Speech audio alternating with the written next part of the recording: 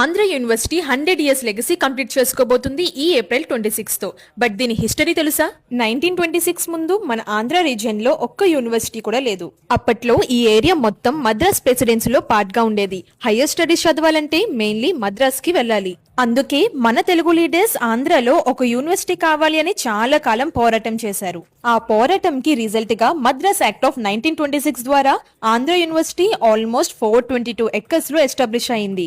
ఆంధ్ర యూనివర్సిటీకి పునాది అంటే ఏయుకి founder and first vice chancellor sir Kattamanchi Ramalingareddy గారు ఆంధ్ర యూనివర్సిటీకి స్ట్రాంగ్ ఫౌండేషన్ వేశారు. ఇనిషియలీ యూనివర్సిటీ హెడ్ క్వార్టర్స్ విజయవాడలో స్టార్ట్ అయింది. కానీ పర్మనెంట్ లొకేషన్ గురించి చాలా డిబేట్స్ తర్వాత 1929 లో విశాఖపట్నం పర్మనెంట్ క్యాంపస్ గా డిసైడ్ అయ్యింది. యూనివర్సిటీ డెవలప్మెంట్ లో జైపూర్ మహారాజా శ్రీ విక్రమడియో వర్మ గారు ల్యాండ్ డొనేట్ చేసి 20 lakh రూపీస్ ఫైనాన్షియల్ హెల్ప్ చేశారు.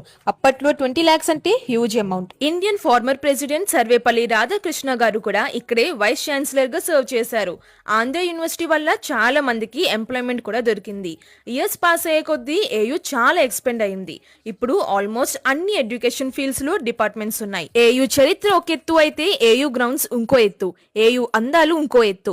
ఇక్కడ కొన్ని వేల మంది రోజు walking, running, basket ball and even short film and cinema shootings కూడా చేస్తారు.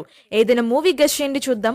మరో ముఖ్యమైన విషయం, ఇలా ఏయులో చదువుకొని చాలా మంది గొప్ప గొప్ప వ్యక్తులు కూడా ఇక్కడ నుంచే వెళ్లారు. మీలో ఎంతమంది ఆంధ్ర యూనివర్సిటీలో చదువుకున్నారు? ఇంకా చదువుకుంటే ఏ డిపార్ట్మెంట్ లో చదువుకుంటున్నారో కమెంట్ చేయండి. ఫైనలీ 100 సంవత్సరాలు కంప్లీట్ చేసుకున్న ఆంధ్ర యూనివర్సిటీ మన తెలుగు వాళ్ళ గౌరవం, మన ఆంధ్రప్రదేశ్ అండ్ విశాఖపట్నం కి ఒక లెగసీ. నాకు తెలిసింది, విన్నది, చూసింది చెప్పాను. ఏదైనా తప్పు ఉంటే చెప్పండి, తెలుసుకుంటాను. ఇలాంటి ఇన్ఫర్మేటివ్ వీడియోస్ మీకు ఇంకా కావాలి అంటే ఇప్పుడే పేజ్ ని ఫాలో కొట్టేయండి. మరొక వీడియోతో కలుసుకుందాం.